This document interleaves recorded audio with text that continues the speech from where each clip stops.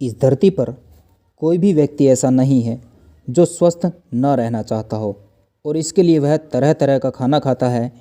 लेकिन जो वह खाता है, क्या वह संपूर्ण पौष्टिक आहार है?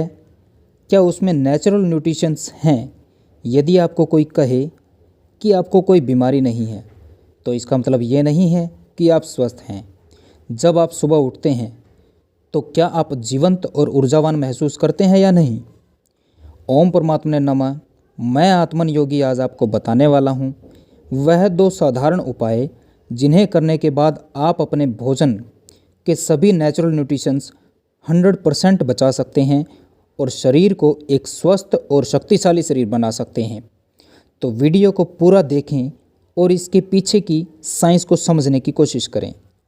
स्वास्थ्य शब्द स्व और स्थित से मिलकर बना है और स्वास्थ्य के लिए शारीरिक, मानसिक और भावनात्मक संपूर्णता होनी चाहिए और इन तीनों का प्रकृति के साथ भी तालमेल होना चाहिए, क्योंकि जो कुछ भी इस प्रकृति में विद्यमान है वह सब हमारे शरीर में भी विद्यमान है। और ऐसा होने पर जब आप सुबह उठते हैं तो आपको लगेगा कि आप बस अभी पैदा हुए हैं, तब आप कह सकते हैं कि आप स्वस्थ हैं। इसके लिए आपको सबसे पहले अपनी किचन में कुछ बदलाव करना होगा। According to the CSIR lab and CDRI lab Lucknow, aluminium pressure cooker और एल्यूमिनियम से बने बर्तनों में खाना बनाने से भोजन में मौजूद नेचुरल माइक्रो न्यूट्रिशंस बड़ी संख्या में निष्क्रिय हो जाते हैं और केवल 13% ही उपयोगी बचते हैं। इसी तरह पीतल की धातु में 87%, तांबे की धातु में 93% तक एक्टिव माइक्रो न्यूट्रिशंस बचते हैं।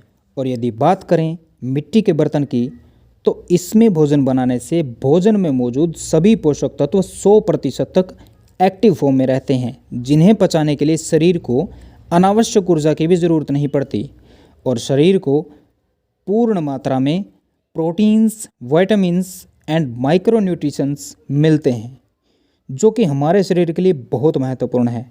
महर्षि वाघभट्ट जी के अनुसार खाना मिट्टी के बर्तन में ही बनाना चाहिए तथा खाने का संपर्क वायु और सूर्य की किरणों के साथ अवश्य होना चाहिए।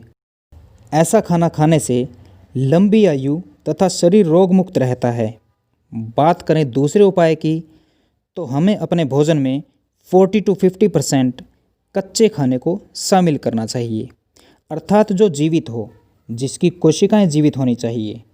वो कोई सब्जी हो सकती है, वो एक फल हो सकता है, वो सूखे मेवे हो सकते हैं, वो अंकुरित चना, मूंग या अन्य कोई बीज हो सकता है।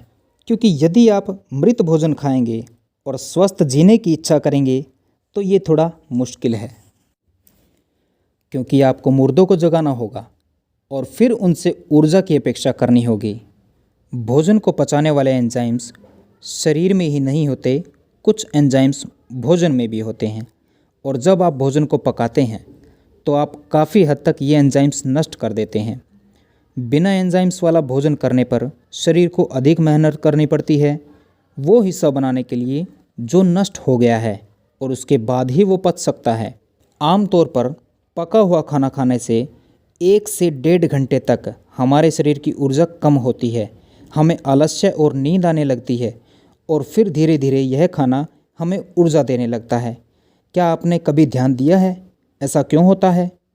भोजन तो हमें ऊर्जा देने के लिए होता है, लेकिन हम भोजन को ऐसा बना लेते हैं कि उसको पचाने के लिए हमारे शरीर को पहले ऊर्जा देनी पड़ती है। अगर आपकी पाचन प्रक्रिया बहुत ज़्यादा मजबूत और अच्छी है तो 40 to 50% वो एंजाइम्स आप फिर से बना लेंगे जो खाना पकाने में नष्ट हुए हैं, और बाकी बचा 50 to 60% खाना आमतौर पर बर्बाद हो जाता है। लेकिन शरीर को फिर भी उस पर काम करना पड़ता है और जितनी ऊर्जा उसमें लगती है, जितनी तकलीफ पाचन तंत्र झेलता है, वह बहुत ज़्यादा है। भोजन शरीर के लिए एक ईंधन का काम करता है।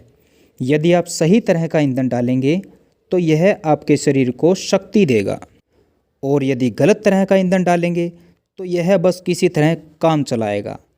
दुर्भाग्य से 95% लोग ये बात नहीं जानते कि खाने के बाद आलस्य तो आना ही नहीं चाहिए। आप अपने शरीर को हवा की तरह रख सकते हैं, यह आपसे आगे रहेगा, आपको इसे खींचने की ज़रूरत नहीं पड़ेगी। यदि आप सही तरह के ईंधन का उपयोग करते हैं तो आप बस ये 2 उपाय करके देखिए। पहला, आप अपने खाना बनाने वाले बर्तनों में बदलाव कीजिए और दूसरा, अपने भोजन में कच्चे फलों या सब्जियों का प्रयोग कर देखें। आज रात आप पका हुआ भोजन न खाकर फल खाकर सोएं। कल सुबह आपको अलार्म की आवश्यकता नहीं होगी। उठने के बाद ऊर्जावान और हल्का महसूस करेंगे और आलस्य भी नहीं आएगा और पूरा दिन आप खुश रहेंगे। इसी के साथ हमारे साथ जुड़े रहने के लिए चैनल को सब्सक्राइब कीजिए। मिलते हैं अगली वीडियो में।